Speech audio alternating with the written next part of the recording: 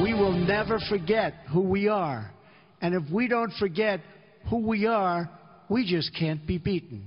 The West became great, not because of paperwork and regulations, but because people were allowed to chase their dreams and pursue their destinies. Our borders will always be closed to terrorism and extremism of any kind. The West will never, ever be broken. Our values will prevail. Our people will thrive, and our civilization will triumph. President Trump last week in Warsaw, in Poland, showing the world that leading from the front, well, looks a lot better. And by the way, couldn't come at a more important time. Here with reaction, Deputy Assistant to the President, Dr. Sebastian Gorka. Dr. Gorka, I'm on vacation, and then I'm watching the latest phony Russia conspiracy theory now being advanced and thousands of hours of coverage. And I'm looking at North Korea. They have nuclear weapons because of the Clintons. And the Iranians are trying to get them, and they have the money because of Obama. And then I'm looking at ISIS is not defeated. And then I'm thinking, okay, our borders are not secure. Our economy, our bills to pass the economy in advance, that's not been done. There's no coverage of any of this because of the obsessive, compulsive, desire to stop the president's agenda. To me, these are real, clear, present dangers to the world. How do you take out North Korea's nuclear sites and do it effectively when they have nuclear weapons that could hit Seoul and Japan and even China if the guy's that nuts? You're absolutely right, Sean. Look, the Russia story should be called a hoax. 9 months and nothing.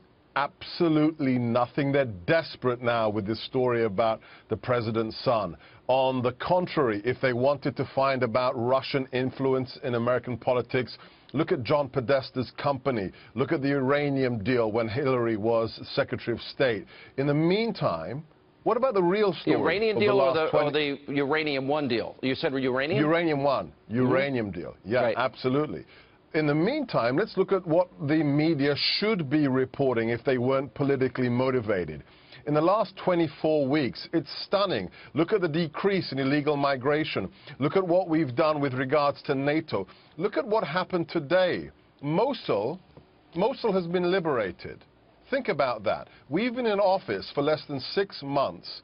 And the caliphate of Abu Bakr al-Baghdadi, which was created in part thanks to President Obama's withdrawal in 2011 from Iraq, we've only been in office for less than 6 months, and thanks to the president's leadership, we're winning everywhere, but you wouldn't know it if you turned on CNN or read the New York Times. Well, Baghdadi, we had an author on that said, in fact, they had an opportunity to take Baghdadi out, but because of Obama rules of engagement, they didn't take the shot. They had 2 weeks to do it. When it comes to rules of engagement, that's another massive story that isn't being reported. I've had Tier 1 operators from our Special Operations Forces tell me, I've had commanders, they felt it in the first 3 weeks after the inauguration. The shackles were off. The president trusts them. He wants them to do the job they were trained to do. Look at what we're doing. We're stacking the bad guys like cordwood. And that's what we need to do, because the threat is real. And we don't want to see those bad guys come to the streets of America as we've seen in Europe. Yeah, God forbid the media get off their Russia obsession. Maybe they should focus on Hillary and her campaign working with the Ukrainians directly. Proven.